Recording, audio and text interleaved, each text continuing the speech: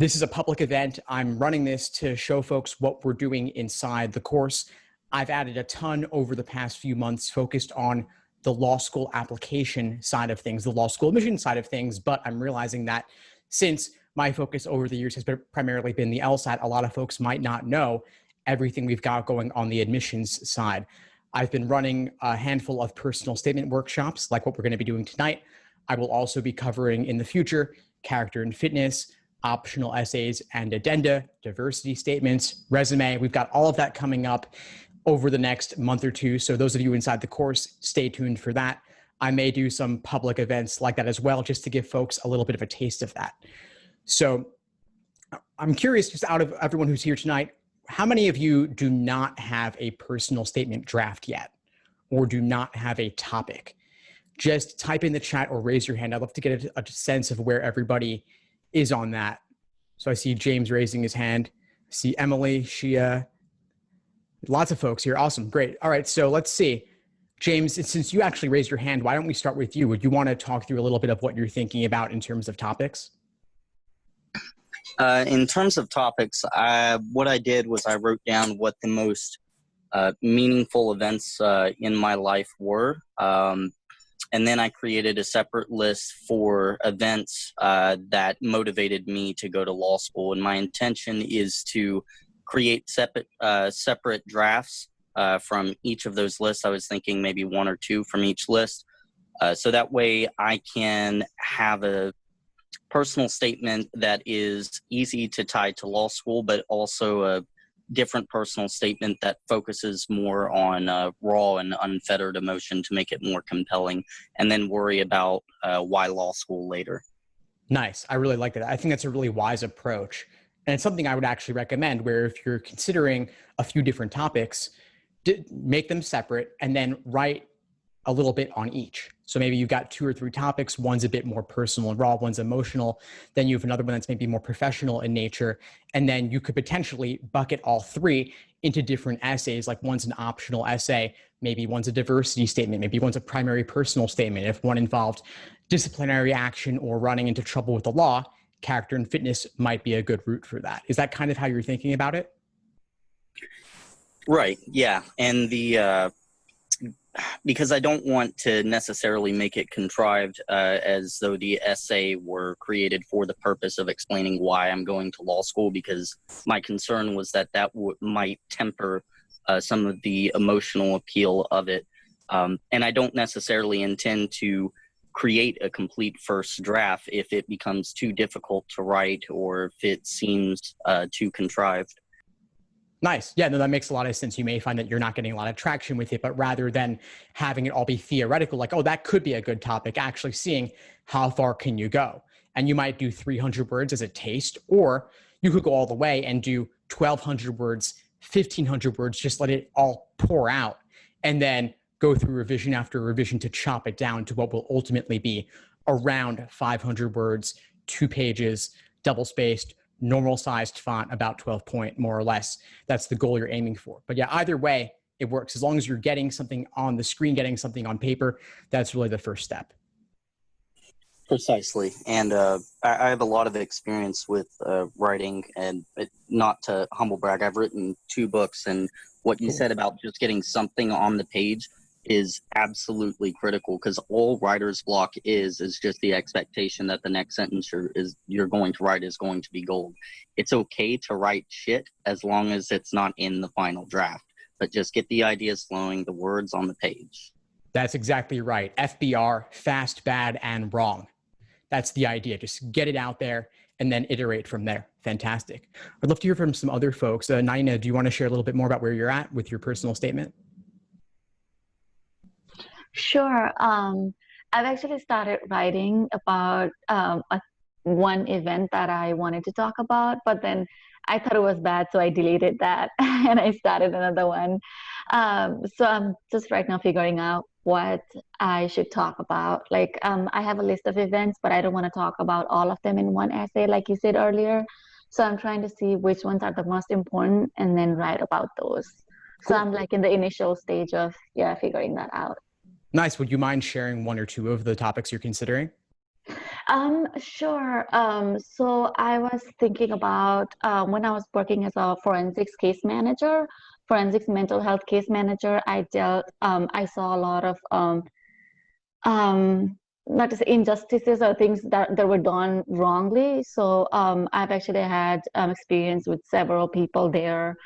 So I wanted to talk about a few stories, maybe one or two in my personal statement, but beginning the essay with my experience as an immigrant, a refugee, and then tying those experiences that I had while working at the working as a forensics case manager and what kind of experiences I had with people from that background, and then kind of tie it with why I want to go to law school and focus on immigration law.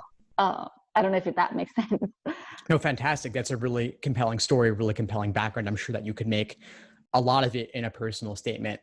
So I'm excited to see where you take that. And since you're in the course, we'll be able to talk about that more in the coming weeks and months as well. One idea that occurs to me, though, is have you considered writing a diversity statement? Yes. Mhm. I was thinking about writing that about the challenges that I've faced or opportunities that I missed because of my refugee status when I first came here. But I also thought that I would touch that a little bit in the beginning as an introduction on my personal statement, not talk about it a lot, but just as like as a segue to get into my experiences and why law. Is that Fantastic. a good idea? Okay. That sounds great. Yeah, I mean, it's all in the execution. So let's see what you do with it. And feel Okay. free to just write up a rough draft, either a taste of one, couple hundred words, or even better, go all the way, do 1,200, 1,500, and then we'll chop it down. Okay. Sounds good. Thank you. Fantastic. Thank you for sharing. I had someone ask me, do I think size 10 font is too small? I mean, yeah, I wouldn't play games with it. I wouldn't play games with it. They're going to notice when you're looking at dozens or hundreds or thousands of these in a very short period, any font size changes or playing with the page margins, it's going to stick out like a sore thumb. So don't try to play games with it. And then depending on the way in which you're submitting it, you may not even have the choice. So I wouldn't be thinking about that. I would actually it's difficult, but let's do the work of actually chopping it down to the appropriate length that they're really looking for you to do. And we have an admission session coming up tomorrow as well, where we'll talk with an admission officer about things like, I know you were asking Ayana also about the resume. And so we'll talk about some of those things too, what best practices, what not to do, all of that. So we've got some actual personal statements we could take a look at. And so I think while theory is good, practice is even better. But before we do, I wanted to talk through a handful of personal statement topics to avoid. I've written some of my own bad versions of personal statements. These are not personal. I've just made them up because I've seen them a lot. So one is the autobiography. Ever since I was 10 years old, I wanted to be a lawyer. I argued about XYZ with my parents. I always liked to read the fine print and would pester my parents with questions about what all these legal terms meant. It continued in school when I argued XY policies for a higher grade from the teacher using their own grading rubric. How clever was I? I did debate and was even on a panel with XYZ famous person. They said I was the most impressive young person they'd ever encountered. My college had an unfair policy about dining hall meal plans that I got changed. Now in my job, I advocate for XYZ by helping clients navigate policies, loopholes, all that bureaucracy. Most recently, when my parents had a hard time getting out of a cruise booking during COVID, I found the fine print that got them to give us a full refund of the deposit and everything. There are a lot of problems with XYZ policies on the national level, and I want to change that. I will bring perseverance, diligence, and hard work to whatever I do. Based on my previous professional and personal experiences, I am confident that X School of Law is the best place to achieve my goals. Thank you. So I hope you realize that there are several terrible problems with a personal statement along these lines. Most of it, obviously, I would scrap entirely. If I were to look for the little gold nugget in this that could be expanded upon, this person has helped clients navigate various policies, loopholes, bureaucracy. If this theoretical applicant could go deep on that, sharing some anecdotes, some examples, some real personal experiences and reflections on what they did in that line of work, that could have the makings of a decent personal statement. But you don't want to laundry list several things you've done. You don't want to talk about wanting to be a lawyer since you were the age of 10. That's not really something we should take seriously, especially not simply because you like to argue. So let's have real, meaningful, concrete experiences that you've done and highlight those, not talking about college dining hall meal plans or arguing with a teacher, and certainly don't brag. So that's one common trope I would really aim to stay away from. Travel. I never understood how much privilege I had until I went to X country for a semester or week or family trip. I thought I had it hard living as a college student working at the same time, but these people didn't even have clean water. It made me realize my obligation to help others and devote my life to public service. There are many policy changes that need to be made, such as XYZ. So don't spend a lot of time talking about policy changes you want to make. They're not looking for your policy proposals. You haven't been to law school yet. They also don't want to hear about you recognizing your privilege during a short trip somewhere. If you were somewhere for a very long period of time, different story, but travel essays I would typically stay away from. On a similar note, don't talk about how your home country is less free or less good than the American way of life and how the rule of law is essential to a free society and that you're inspired by your experience with the American legal system or with some other country's legal system. If they're in the US, they probably think there are some good things about the free society, democracy, all of that. And it's not personal at all. So if anybody could have written it and it's not particular to you, stay away. Anything about a low GPA or low LSAT score during the semester, either related to adjusting to college or COVID disruption or protests, police brutality, riots, Black Lives Matter activism, all of that, stay away from it. They're going to see 1,000 essays like that. And it's also not really a personal essay. It's talking about potentially why your GPA or your LSAT score suffered, maybe even due simply to the digital LSAT or LSAT Flex transition. I would think long and hard about writing one of these essays in general. And if you do, don't make it a personal statement, make it a separate addendum and ask yourself, really, truly, is it necessary to write this? There may be cases, of course, where it is, but otherwise I'd stay away. And finally, don't spend an essay talking only about a role model, someone you admire, XYZ person, you've always looked up to them. And whenever you had a struggle, they've supported you and inspired you. And now you want to support others the exact same way, especially if you never even met them. Again, make it about you. Make it about you. It's the biggest thing I'll say there. Now, enough on that. Let's dive into some of these personal statements. So I've got a link here. I will share in the chat. This is a PDF of several statements, specifically 4 of these several statements I received submitted to me on social media via Facebook and Instagram. So these folks shared these with me with the understanding they would be shared publicly to benefit others. And in return, they would get the benefit of a critique from me and you. So that's what we're going to do here. We're going to critique these essays. There are 4 of them. I think we'll be able to get through all 4.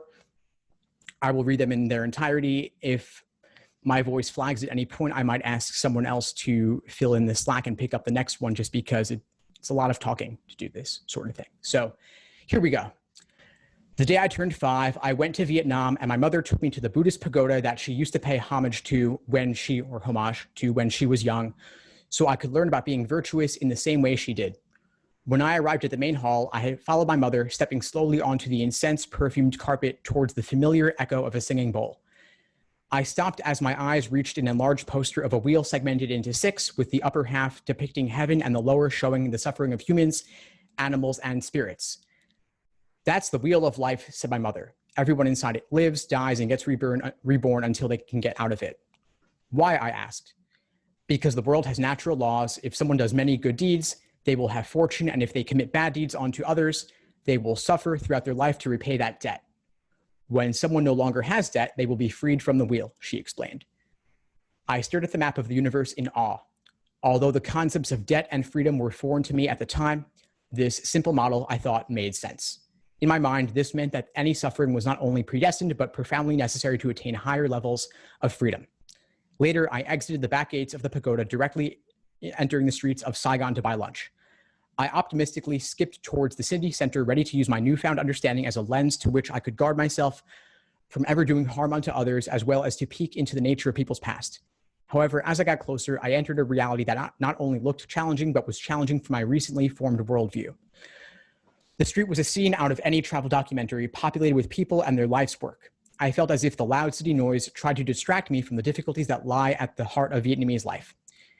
Glancing down right in the middle of the street, I saw a physically disabled young man on a scooter board yelling out that he was selling lottery tickets for only a few cents while relying solely on his arms to move from inch to inch. Next to him was an elderly woman hunched over, carrying a yoke that bounced very lightly on each side to the weight of recycled glass. And not too far away, on the side of the road were children my age lying on newspaper in fetal position under the small spots of shade next to their mothers, who squat closely over open fires to cook a variety of food, from fresh sheets of rice crepes to globs of sticky rice. Instantly, I was in a dilemma. Theoretically, if I helped them, would I not just be doing a disservice by preventing them from clearing their debts? I felt my intuition resisting the logic I was newly armed with, which would justify the unjust poverty as a way that the world worked in accordance to natural law. Still, I was conflicted. I approached a mother and her child anyways. She was pouring out another sheet of crepe batter onto the heating plate, and I asked her how long she has been making crepes for. She answered 15 years, before looking warmly over to her son and waking him up to eat. He turned over, revealing limbs that appeared not only strong enough to support his own weight, and eyes that were unreceptive to light and movement. The mother saw me looking and must have felt the need to explain away my gaze. He was born with neural defects. Those Americans during the war, they did this to him. Born in America, I slightly flinched at the realization that I have been wrong to assume my own innocence while thinking of others as each fully responsible for their problems. This was an innocent boy my age who has not harmed others nor done anything wrong. And even if he had, it would be foolish of me to think I could recognize and delineate all the variables, the causes and effects that constitute to his current state of being.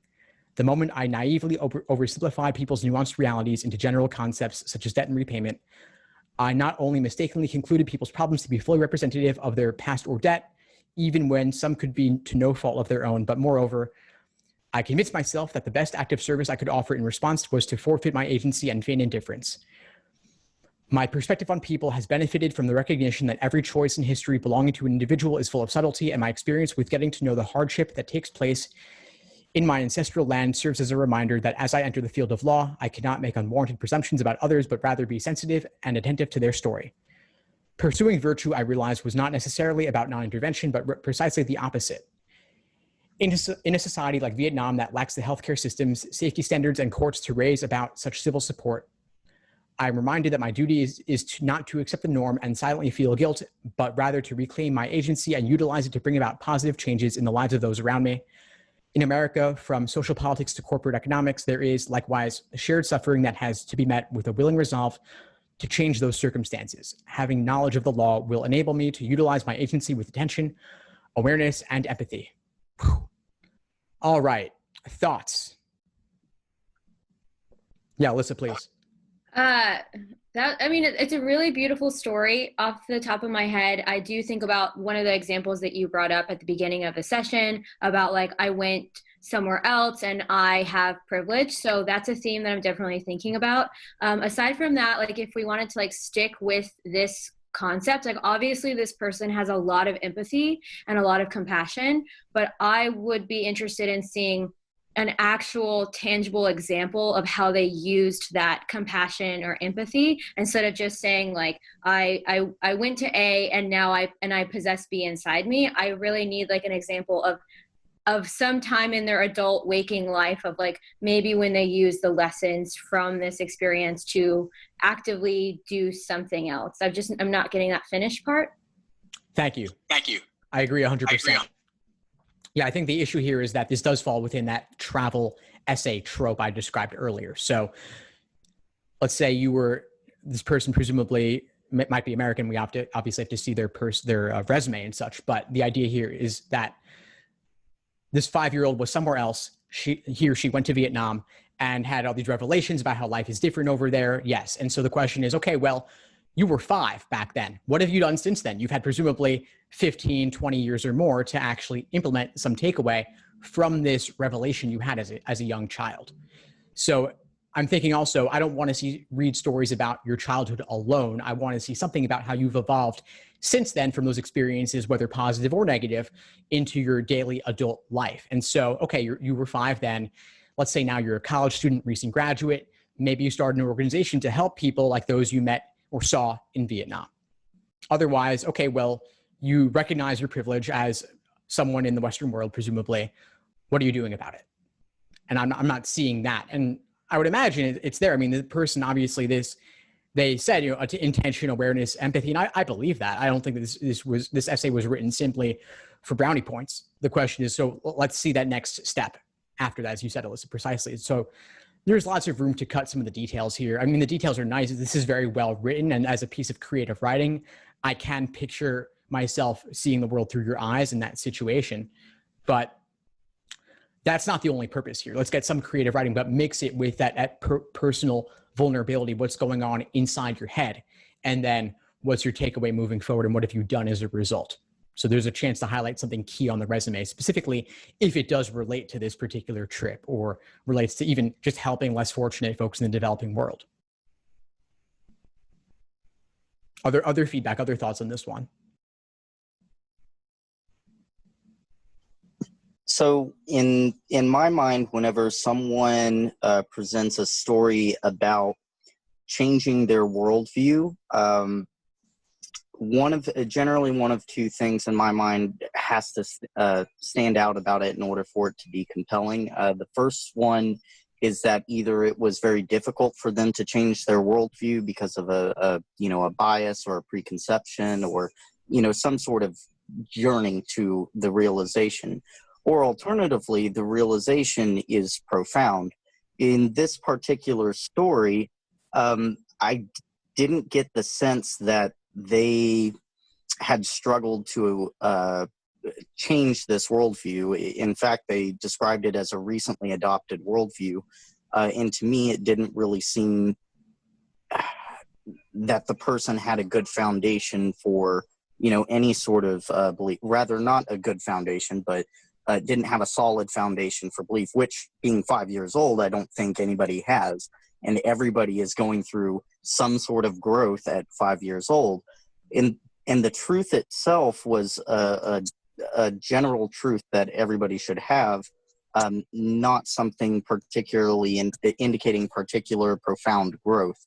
So I think that the story is great. I think that the formula, so to speak, is there, but it's not impactful enough as far as how the growth occurred or what general truth was revealed, because I sincerely doubt that when they were 5, they were thinking about how it applies to law school. Correct. Yeah, that's exactly right. I think that, as we're all agreeing here, that the formula is good and that there is something useful that can be used here. The question is, let's carry it all the way to completion. And as you said, yes, a 5-year-old isn't thinking of all this. So this author is reflecting on what they were experiencing as a 5-year-old. And obviously there was some impact, but it does need to be applied. And so I think that to continue that formula would be to say, okay, well, I went back to Vietnam 15 years later and I did some sort of charitable development work of some kind, or I was engaged in policy as a result of this in some way. And so if there's some extracurricular or work experience or even academic experience that can be tied to this, I think it can make it in a way, as you're saying, suggesting at least, more believable. Now, looking through this, I mean, I'm not seeing too much other than perspective on people, which is kind of vague. There's no action there. All right. Well, if nothing else, let's go to the second one. Would somebody like to relieve me and read out the second one? Yeah, thank you, Alyssa, please. I was burdened with the need for legal representation during the darkest moment of my life. I was gaslit as a perpetrator of domestic violence and child abuse. This almost brought our life to its heels, as it could have cost me my daughter at an early age. As a 22-year-old Native American woman married to the man I met my first day at college. Throughout our marriage, I was a victim of relentless physical, emotional, and sexual abuse. We had a young daughter, just 5 weeks old. Despite his abuse of me, I never would have guessed that he would have hurt our daughter or that I would be suspected as the offender. That morning, I had fed Rebecca her morning bottle before I went to work. He was taking her for her checkup, then to my father's house so he could get some sleep before work. I called my husband to let him know that the direct deposit had hit our account, so he had gas money. He told me that Rebecca was having trouble breathing, had bruises over her stomach and legs, and was being examined in a separate room from him. He could not tell me what was happening or how our daughter ended up with these injuries. I trembled as my best friend and coworker drove me to the hospital, terrified for my daughter. Arriving in the Circle Drive outside the hospital, I was detained by a pair of officers and unable to see my daughter as she was fighting for her life. Unaware of the trap I had walked into, I was interrogated under duress. The white female officer intentionally misled me and used my daughter as a bargaining chip for a confession. She pitted my husband's story against mine to tell their narrative, that I was somehow responsible for my Rebecca's condition. I made repeated and futile requests for updates on my daughter until I was approached by a doctor. He told me that she had 3 brain bleeds, 6 broken ribs, a torn right labia, and 9 lacerations to her rectum. I broke. I released a wall of pain so deep that only a mother who has lost everything would understand. I collapsed on the stone and felt as if I would die right there. I watched my husband be taken away in handcuffs. I begged to see my daughter, and finally, my request was granted. Would you mind scrolling up for me, Yeah, Steve? sure. Thanks. Nothing could prepare me for what I saw.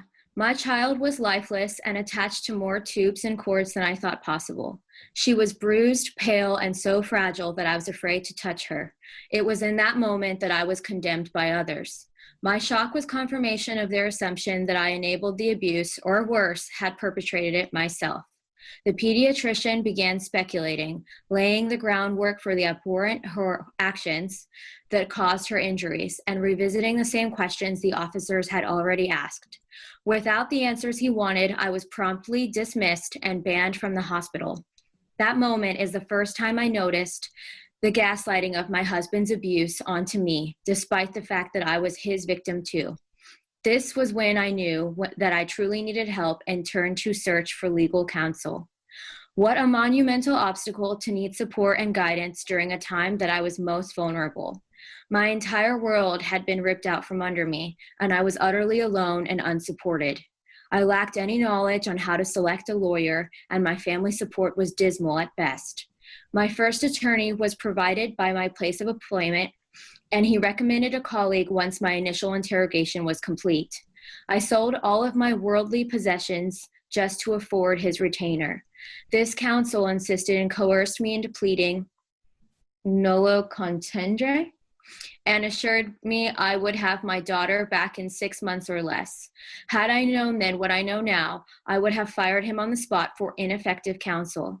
My daughter and I were separated for 9 months, and I was treated as an offender, despite being a victim to domestic violence myself, which was confirmed by psychiatric evaluations, domestic violence evaluations, and many accounts by friends closest to us.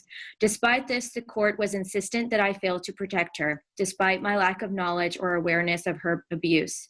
In their eyes, I failed to protect her by staying with him after seeing the abuse indicators to myself. My experience echoes that of many others who need help, who do not know where to turn, or who have no idea how convoluted the legal system and its process can be. All victims need support, resources, and someone to listen, and ultimately, they need to experience love, guidance, and acceptance. I left Indian Territory with my daughter to pursue peace, safety, and healing. Since then, I have volunteered, pursued a bachelor's degree, and begun to heal. I have persevered to build a stable and quiet life. I have broken the cycle for me and my daughter, and I want to enable others to do the same. I have devoted the past 6 years to addressing the stigma tied to domestic violence, changing how it is discussed, helping victims make informed decisions through resources and support, and drawing attention to how victims are often gaslighted as the aggressors. Getting my law degree will help me to make an even larger impact, to create a path to educated decisions, to provide adequate resources, and to ensure due process for all voices to be heard. I embrace the opportunity to change myself and improve situations by meeting challenges head on. Living through hell has taught me that legal representation need not be a burden at life's darkest moment, but a torch lighting the way out.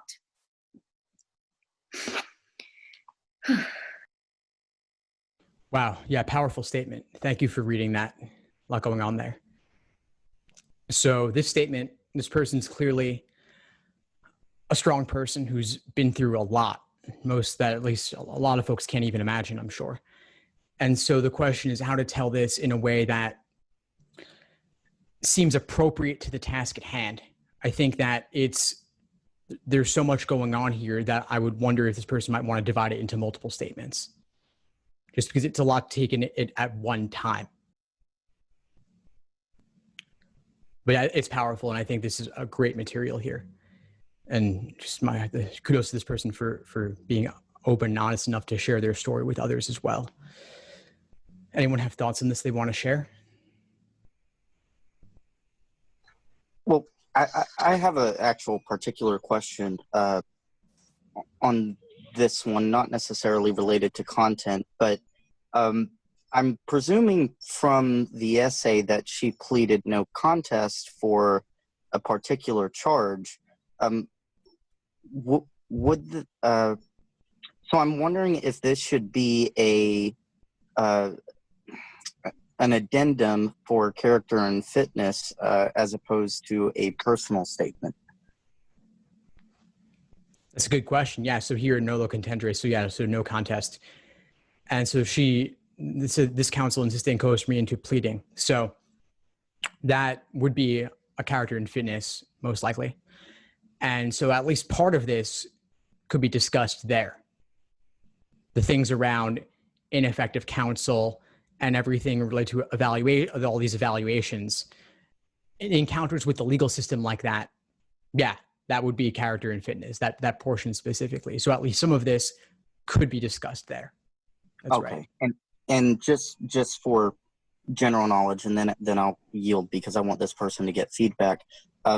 Is it okay to have an addendum talking about one thing and then your personal statement talking about the same thing? Because I know for diversity statements, for example, it's generally preferable to have a separate topic for a personal statement than that kind of addendum.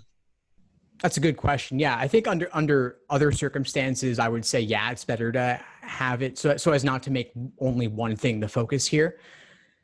But in this particular case, I don't know that I could necessarily say that. I feel like this is so impactful on this person's life that I wouldn't necessarily tell them that they need to talk about something else in a different statement. I think it's a character and fitness statement wouldn't do justice to everything this person has been through and experienced. Gotcha. Thank you. Yeah, of course. But I think there's so much substance here, so much to describe, so much of story to tell that I think it could easily fill at least two statements, both a character and fitness and a personal statement. And this person mentions she's a Native American woman, so maybe there's a diversity statement there too if she wants. Steve? Yes? I have a question. If you compare this statement with the before, do you see that this person needs to improve something, or do you have any feedback to say about that related to the before say? So you mean contrasting them in terms of which one I think could be improved in some way? Yes, I would like if you can do this. Well, I mean, to me, they're quite different, and that's based in part on the author's particular writing styles. And then there's just the gravity of each one. I mean, I think we can all agree that this second one is far deeper and more impactful. We can really see how this person's life has been impacted by what she's been through. The previous one was a 5-year-old going on a trip with her mother. And then we're not really sure how it impacts her life in the more modern sense. So I think the second one is far more impactful and definitely leaves a real impression, at least on me. And so I think that any statement doesn't have to go to this depth necessarily, but to show how you've been impacted by something and how it's affected you on the level of your soul in a way, I think that's always going to have a bigger impact than a travel essay, at least. Thank you, Steve. Yeah, of course. Other thoughts on this one? How could this person improve how she tells her story? Go ahead. Cassandra. No, it's okay. Go ahead. I actually have questions because I'm still learning myself. I see just a few different plumb lines through here. I see the first paragraph really, and it's sprinkled with talking about her relationship to her abuser. So to me, that's a very hearty line that maybe she could stick with. And then there's this obviously very important, like second plumb line of her relationship with her daughter and seeing her daughter's injuries and that sort of traumatic event and taking her daughter out of the abuser's hands. And then there's this other plumb line of what you've already mentioned of like being a Native American woman. And also at the end, in the last paragraphs, speaking about all the actual action that she had taken and ways that she had overcome and transitioned all of this pain into maybe some actionable items. But to me, the relationship to the abuser is a little bit different than the relationship to the daughter. And I would ask if maybe take one of those and really develop that, and instead of trying to tell both of those stories. Agreed. No, thanks for calling that out in that particular way. I agree that there's a lot going on here, and that's why I was thinking multiple statements, but you really gave some specifics about what exactly could be separated. So I would certainly agree with that. And it's hard to imagine this person even just covering all of this in 2 essays. And so I wonder if there's a way to do 3. And so maybe if she writes a diversity statement that with the angle, at least to start off, about being Native American, that might relate in some way to pulling one of those other plumb lines as well in that same statement. And then I also want to call out just this author, how she does end it talking about, she says, I've broken the cycle for me and my daughter. I've devoted the past 6 years to addressing the stigma tied to domestic violence. So to me, that's ending on a positive, uplifting, inspiring note, which I really like, that it's not just all the problems she's been through alone. Because that you don't want it to simply end on a depressing note, especially the main statement of your application. And life may not always work out that way where you can end on a high note, but if there's something that you can do, as she has here, despite everything she and her daughter have been through. Steve, I was going to ask a stylistic question. Sure. Obviously this passage, as compared to the first one, it held my attention a lot more than the first one did. Even though when I see it, it looks like stylistically it's a little bit more simplistic. Do you think because the story is so compelling that you would or would not recommend, maybe making it stylistically more complex, or do you think as it's written now and the style is effective because of the weight of the story? I get what you're saying, yeah, and I think that the weight of the story does warrant it being a more simplistic, sentence structure, vocabulary usage, if that's the person's writing style. I wouldn't want them to lose their voice dressing up very harsh realities. And so if that's how this person wants to go about it, I mean, as I've discussed in the past, like the person reading your application they're a human being, they're personal, they're impacted by things like that. And so, for me, I would find this extremely compelling, even as is. I think we can improve it significantly, as we've discussed. But if the topic and the story is compelling, that could definitely earn it some quote unquote points alone. That being said, having someone to edit, to proofread, to copy edit, all of that's always a good idea. And copy editing alone isn't even necessarily that expensive. If one can make the investment, it's possible to find copy editors for a pretty reasonable rate. And that's why I'm not doing this here. I'm going deeper to like the actual topics and structures of the stories overall. But yeah, I would say I'm not saying I noticed any errors here in particular, but there might be someone who could help improve some of the wording. And that's why reading this out loud is so valuable, because it helps you see things that might be awkward, things that are just an error, or things that could be improved. Other comments on this one? So I just have a quick comment. Full disclosure, I have an undergrad in English. So one thing that I was thinking at the end of it is that so the people that are reading on the admission committees are people, and sometimes people read with their emotions, and I would hate for her strong story to make the end, which is really important, be lost. So maybe finding a way to like hint at the beginning why this matters for her law degree, like how she will be a better practitioner and lawyer as a result of this.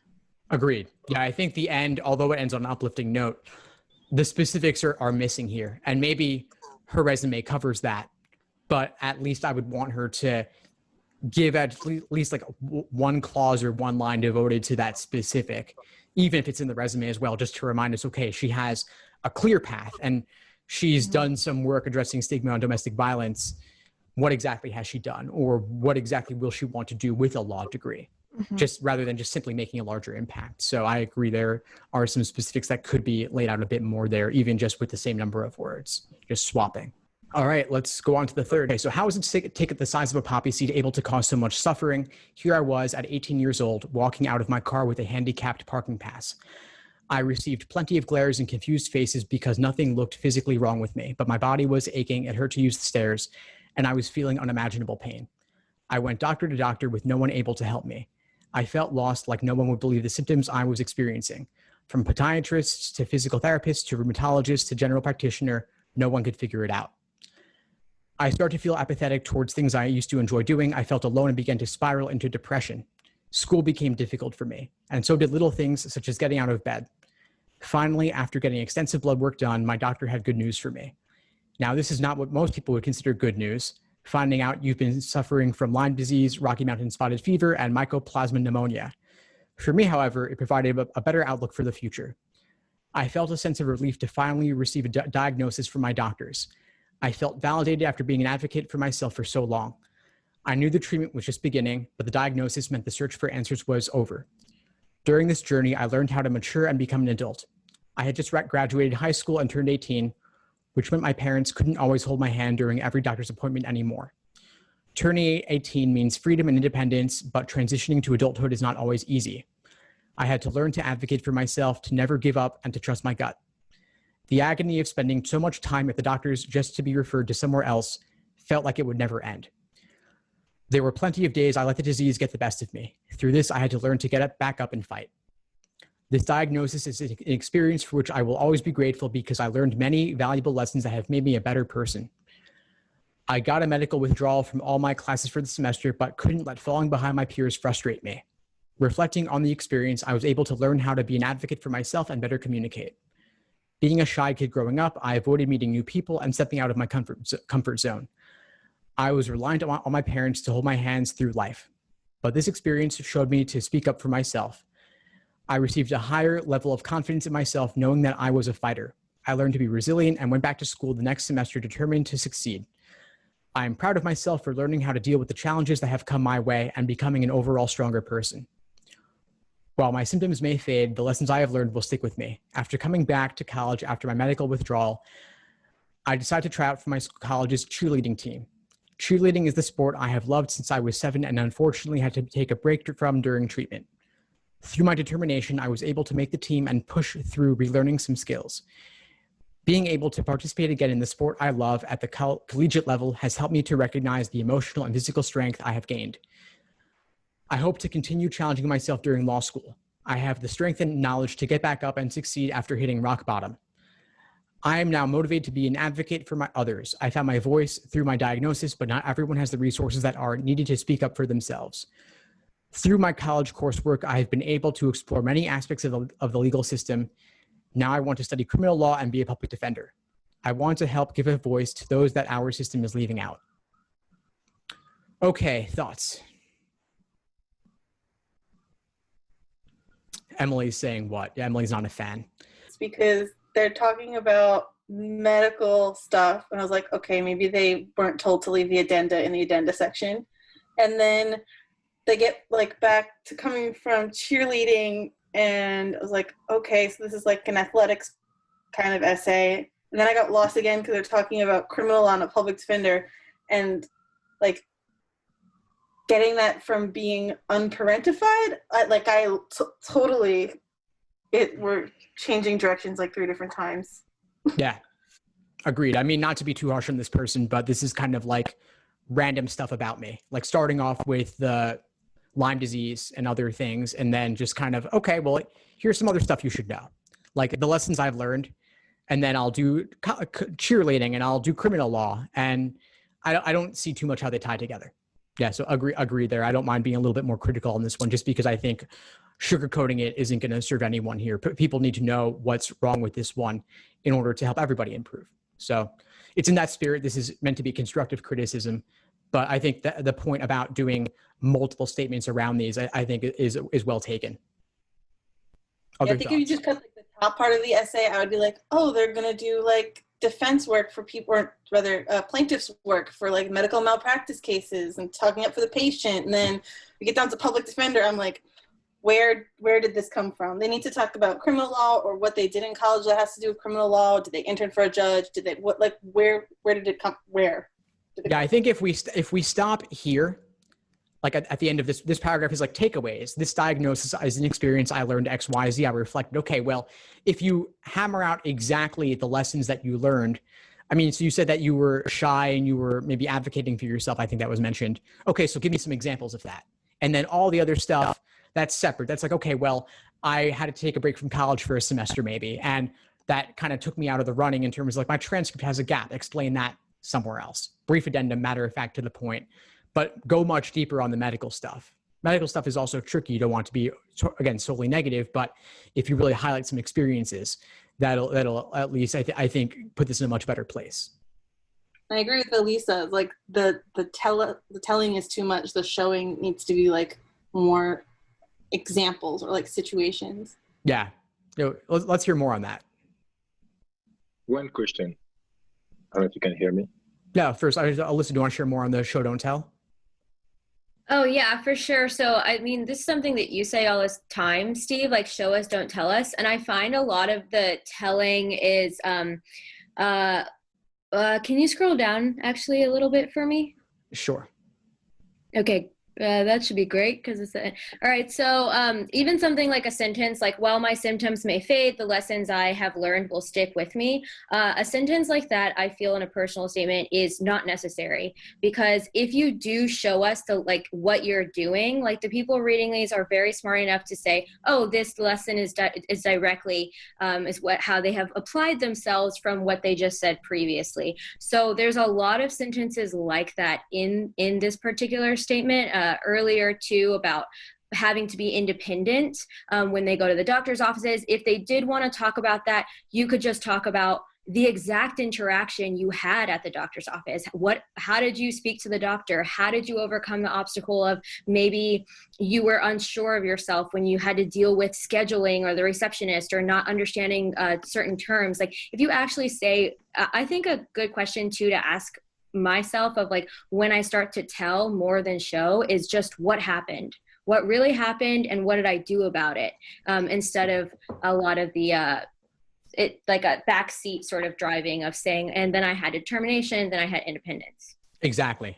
Those vague introductory like preface types of statements, they've all got to go. So like, this is an experience for which I will always be grateful because I learned many valuable lessons. Okay, well, let's just get to the valuable lessons. I learned X, Y, Z, or even better, just show us that you learned these things. Like, I don't know all the details of the Lyme disease and the other stuff, but I'm thinking of, let's say somebody suddenly became diabetic and had to inject themselves with insulin and they were scared of needles. Like that would be a process by which you develop some independence and overcome a fear that you have. And you're doing it every single day. So it's a very real thing on the ground that shows us in a way that just saying valuable lessons doesn't do. And we have to kind of guess at what those lessons are. And then like, okay, well, you had the medical withdrawal, you came back, you did cheerleading. Well, how does cheerleading relate to Lyme disease? I don't see that connection. I'm like, you're stronger, but how? So the doctor gave you bad advice and you did your own research and discovered something new, or you had a conflict with your parents around this. And you had the backing, you did the research, you made a case for yourself, whatever it was, or even just, should you take off a semester or not? Maybe that was a debate where, again, you stood up for yourself. You advocated for what you thought were your best needs at the time. I know there was someone else who had a comment or a question they wanted to share. Feel free to unmute yourself and ask. Yes, can you hear me? Yes, I can hear you great. Thank you. Okay, I was just want to ask, if she started the essay talking about the medical condition and then how she bounced back and became a college athlete, would it been okay, or it's already too much, like two different directions?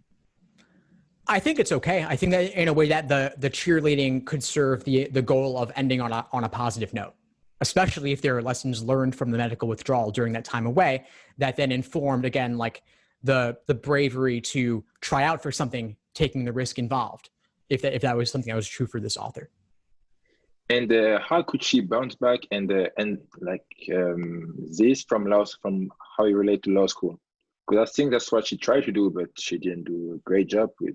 How could she do better to transition this to how you apply to law school? That's an excellent question. So one idea that comes to mind for me here, just as a starting point, is at the end, I'm now motivated to be an advocate for others. Okay, so why? Again, tie it back to the medical experience. Where did she need to advocate for herself there? Or where, had she not had the wherewithal to stand up for herself, maybe another patient in a similar position would have suffered as a result of failing to have that confidence. And so people like that who may not have the knowledge or may not have the experience or just the strength of character or the drive to do that or the extroversion, whatever it is, maybe they need an advocate like this future lawyer to help them in that process, to help them navigate bureaucracies, to navigate red tape, whatever it was. Especially in medicine, there's lots of time, of course, in medicine, there's lots of cases of like, there's the status quo and there's some new revolutionary thing, or there's maybe multiple ways one could go about treating an issue. And there's the default, and then there's whatever you discover and you push for. So I could see that potentially playing out here or in other medical focused essays. And I wouldn't always want people to write a medical focused essay. If they have another topic might be better. These topics can get a little bit into the weeds sometimes, or end up being too negative sometimes as well, and fall into the trap of making excuses. I don't think this one is doing that. I think this author is making a real effort to draw out the lessons and on a positive note. So that's a great thing, but I could see others maybe going down that road. Okay, thank you. I'm going to call a couple of other comments here. James wrote, towards the middle, the maturity and independence part was repetitive. Yeah, so I think that's around here specifically. And so maybe just summarize that, like cut it shorter. I agree there. And then Michaela is saying, would you implement 2 life examples into your personal statement? Do you put the 2 into the personal statement? Yeah, maybe, especially if you can tie them together. I think that's the key, is not make it like 2 separate things that you just want to talk about, both of them. Personal statement has X word count, but it's not any 600 words or 500 words you want. Make it flow smoothly. And so some essays should be cut into multiple: diversity statement, character and fitness, optional addenda. All those are fine other places to include it. Also knowing that you'll have your resume to at least reference something you want them to know about. Any other questions or comments on this one? The one thing I'd add at the end, particularly after she finishes talking about the cheerleading and tries to change over criminal law, is she does seem to want to be talking about like helping indigent clients, which I think is a good thing to talk about. But I don't see the equivalence of helping indigent people just because you yourself have learned to be an independent adult. And I wished that had been, I don't know, clarified or elaborated upon when she's talking about that in the last paragraph. Yes, well, naturally, indigent and independent are 2 very different things. So I could see why that's not really coming across here. To the idea, like I guess you were talking about the idea of being a public defender. So to me, I mean, I didn't even like give that too much attention just because it's so disconnected. So if she can make a strong case for herself about why she's looking to advocate for others based on her own experience, maybe having to advocate for herself, then fantastic. Make that case. But to me here, it's like, to me, that's like an aside that doesn't really even fit at all. So if you don't want to tie it to law school, you don't have to, but it's nice if you can. And I think there is a way to do that here. But yes, I agree that it's not connected at the moment. Thanks for calling that out. Steve, yes? Just to understand, so in your point of view, it's not so good a person say in a statement that he would like or should like to be a public defender, specific in a way, would the person become to be after finished the law school? Isn't it? You can mention it, or you can mention it. You don't have to, certainly. They know that your goals may change over time and you may not know all the intricacies of all the different areas of law. And obviously, criminal law is one that is more in the public eye. People are more aware of it in part because of media and such, and because it's obviously an exciting topic. So I suppose that if one can make a compelling case in some way, even simply saying, I want to advocate for those who can't advocate for themselves, that alone could be enough. You don't need to have tons of work experience in that particular area. But if you have something, mention it, and certainly don't feel the obligation to mention it. And if it doesn't tie in smoothly, I might not. Okay, thank you again. Of course. It's a great question. All right. So the fourth and last personal statement, would somebody help me out and read this one? Sure. Thank you. It was Thursday, March 12th, 2020, and I was walking down the streets of New York to pick up the kids from my movement class. I casually opened up Facebook one last time before anyone showed up, and there was the headline: Governor Cuomo announces Broadway will close today at 5 p.m. until further notice. I felt my head spin, and I was forced to sit wherever I was. What does that mean about my job at Moulin Rouge tomorrow? I just signed 2 large production management contracts. What would happen to those? I built my life around producing and creating theater in New York, and in one fell swoop, it was all gone. I was forced to contemplate the extent of all this. This was something much bigger than anything I had experienced. I was 13, and I woke up to get ready for school. My mom was on the phone to my sister. This was odd. My sister lived 3 hours ahead of us in Vancouver and at university, no less. Why was she calling mom so early? I sat on the steps looking up at her as she rushed to the TV to turn it on. Then I saw it. In a world so far away from Mars, 2 buildings standing in ruins. The moments that followed are unclear. I did not understand the full devastation of New York City, but understood the fear as we went to school that day. Classes were about watching the news, the effects on us in Hawaii with the threats to our telescopes, military bases, and Pearl Harbor. Talking about what we should be thankful for, or letting us sit and reflect on what happened and how this would change everything. Broadway closed for 2 days that week. I knew what they said before I opened them. The furlough email from the Moulin Rouge merchandise team, the cancellation of the off-Broadway show I would manage, the indefinite postponement of the opera festival I already created preliminary schedules for. I just completed a site visit yesterday to scope out the theater and confirm our rental contract. I just wrote emails to designers scheduling meetings to discuss budgets and deadlines.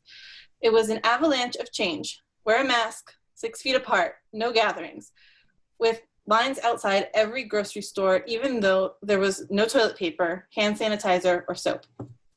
I followed Governor Cuomo's briefing every day and watched the rising number of infected, 500, 700, 900. But then the death toll. I remember when we broke 1,000. I also remember when we averaged 500 deaths a day in the city alone. My roommate Leslie was a hospital worker. She was needed, wanted, and useful, but this came at a price. After she would strip out of her scrubs at the door to shower, I would wipe down every surface she came in contact with. We would sit down and talk about the death toll breaking records, the refrigerated trucks outside of hospitals, the prisoners digging mass graves because people couldn't afford multiple funeral services. We went through so many different stages of grief, fear, gratefulness, and terror. Life had changed, and it was not temporary. For someone who had planned all her life, had followed solid and logical paths, who made lists and assessed consequences, I was suddenly stuck, simply forced to exist. What does a planner do when she cannot plan? How do I answer the questions? What am I doing this week? Where do I see myself in 5 years? What goals do I want to achieve and places I want to live? This was not something one could plan for. I had to search deeper for a sense of purpose in the murky waters. I found myself wanting to be of use, to be active in this fight for survival in whatever way I could. My career in theater management and production might be gone, but all my skills were still there. Painting and creating, organizing and planning, designing and building, managing and scheduling, sewing. I bought a sewing machine and started sewing hundreds of masks and donated them to whomever I could. Philadelphia, Columbia Hospital, Leslie's Hospital, my neighbors, mailing them to Hawaii and Canada. I also got in contact with a healthcare worker who had to find childcare for her now homeschooled 4-year-old.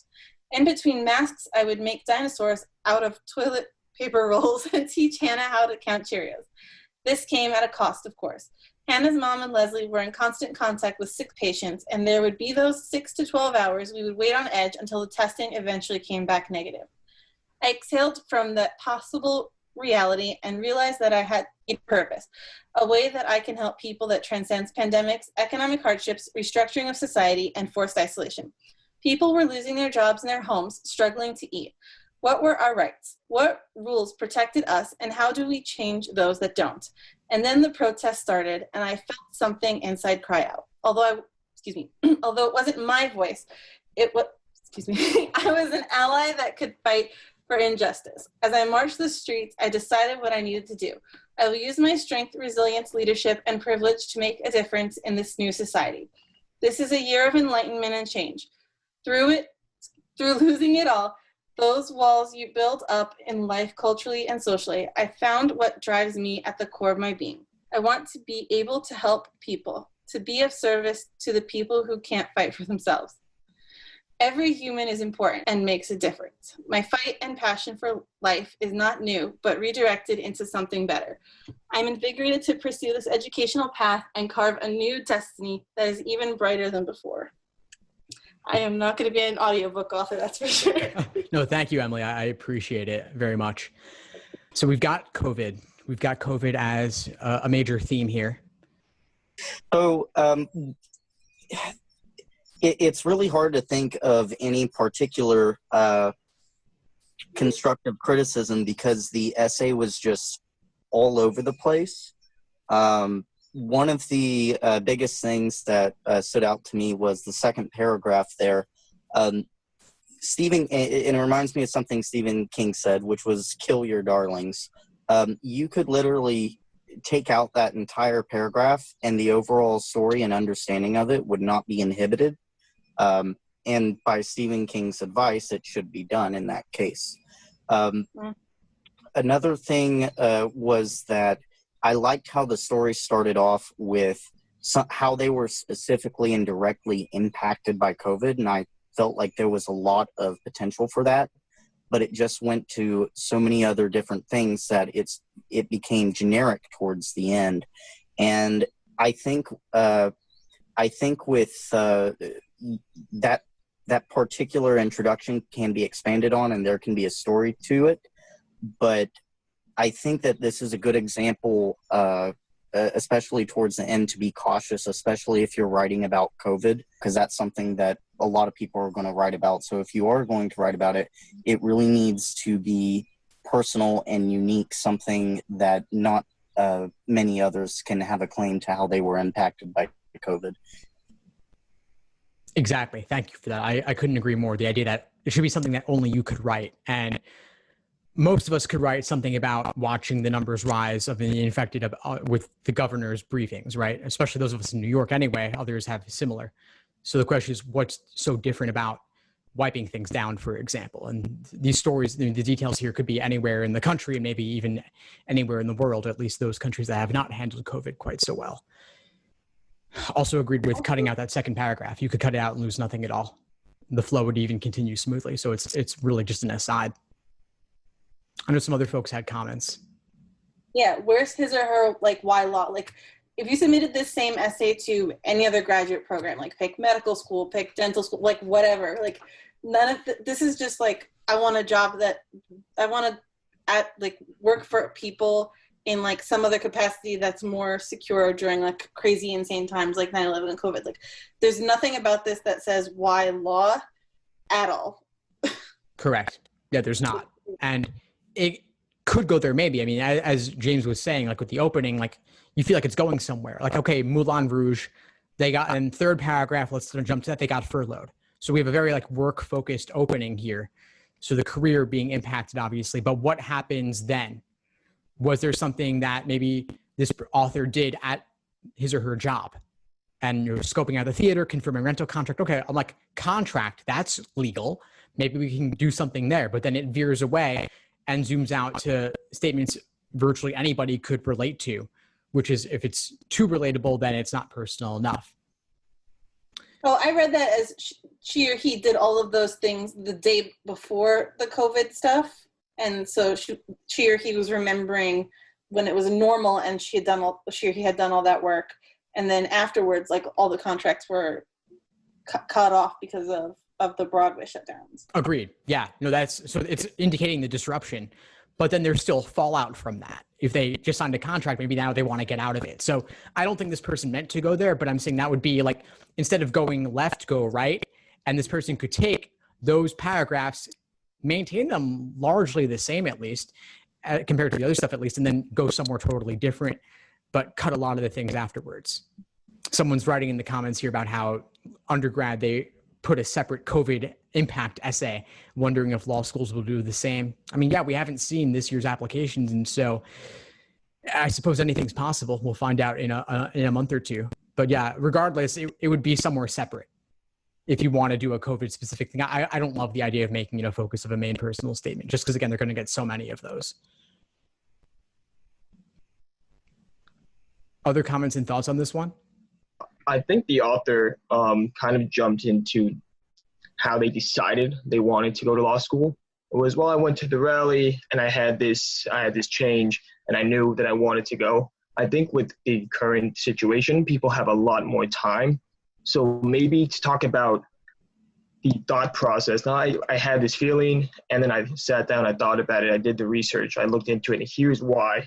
Here's what I felt after I had this feeling. That feeling led me down this road, and this is why I'm writing to you about it.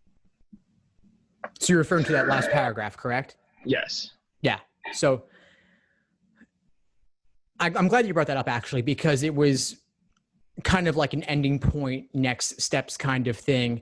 The author concludes, I'm invigorated to pursue this path and carve a new destiny. It seems tied into the passion around, I presume, what this author is referring to as Black Lives Matter, marching the streets and such. So if it is in fact that, then it could be a separate statement, potentially. I just don't see it being that much tied to if the author does continue with the Moulin Rouge work and what happened there.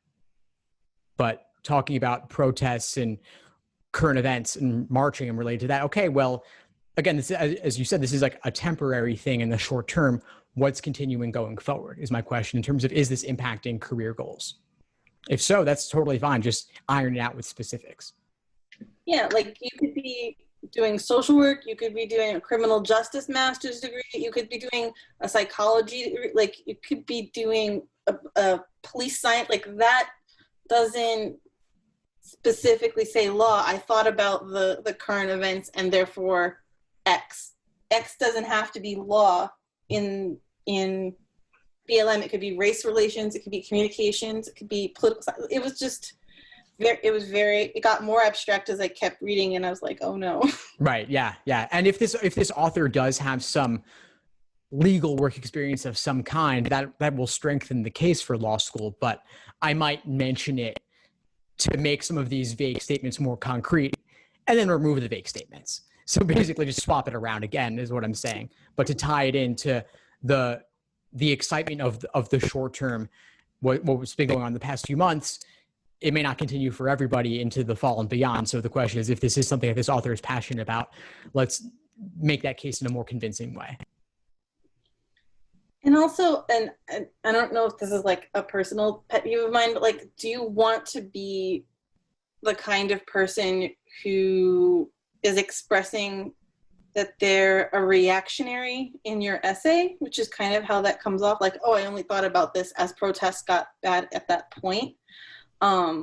Because what happens when you're in like your 10th day of reading documents that you know, if they go into big law, for example, that you want to like make sure which ones are privileged or not, and you don't have that exciting feeling, like, are you going to drop out of being a lawyer because that's your reactionary type personality? And I would sort of worry about their long-term happiness in a profession that if this is how they're already starting off. I like that a lot. Yeah. Something to be needed. Yeah. I made a similar point in my workshop this past Thursday. Inside the course, I was talking about how a lot of people have recently become very aware about police brutality, Black Lives Matter, and all that. And so if you don't have the work experience to back it up prior to that point, prior to this spring, let's say, or summer, then it's not going to mean as much to them. There's going to be tons of essays about people who were super inspired in the past few months, and they're applying this fall, but their only experience is going to these protests or doing things online just in the past few months alone. So are you going to stick with it if you have work experience to back it up, that'll mean a lot more. Yeah, because most of the actual legal work is not as exciting as marching on the streets. And if I could answer the question about reactionary, I think it's okay in this particular instance if she didn't say that, well, this ended my career as a planner, which honestly I find that a little bit hard to believe because this is temporary. It will certainly have an adverse impact on your ability to do any jobs, but you will eventually be able to re-enter that field. So if she were to say something like, I realize that as much as I love this job, it's unstable at the present time, and I had to make a hard choice about, a career decision, and law school is the best decision because X, Y, Z. And, and to do that in a way that isn't so telling, but kind of shows, but I kind of think it's a bit difficult to do. So I'd say you can do it. Law school can be a second choice, and that's okay, even if it's a reactionary choice, but it has to be done in a compelling and careful way, I think. Yeah, and you do want to tie some things from the past to the future goals. But Emily, go ahead. I was gonna say, if she or he was interested, like looking at organizations like Volunteer Lawyers for the Arts, and then you could say, okay, here I have my art background. The law is going to add something to that, but I'll still have the prior experience to make both of those things, when added together, a good fit or a good match. And even if you do end up in, for example, like I said, a big law job, you'll have that you can do on the side to help out the community that you used to be with in the theater industry or in the arts industry. So there's a way to connect them together, but this isn't it. Right. Yeah. Thanks for that. One other comment, two other things that come to mind. One is the sewing machine thing. That's another thing that I think could be chopped out entirely, and the flow would still go pretty smoothly here.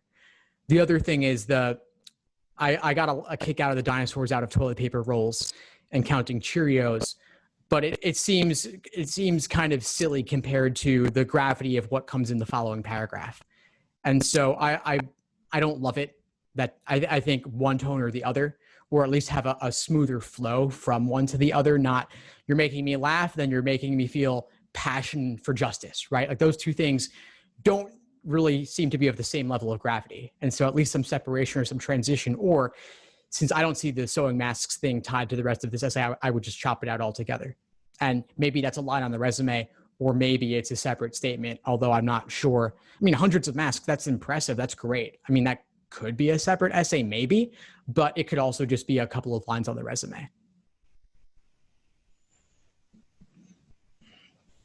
Let's see, any other final comments or questions or reflections around this essay?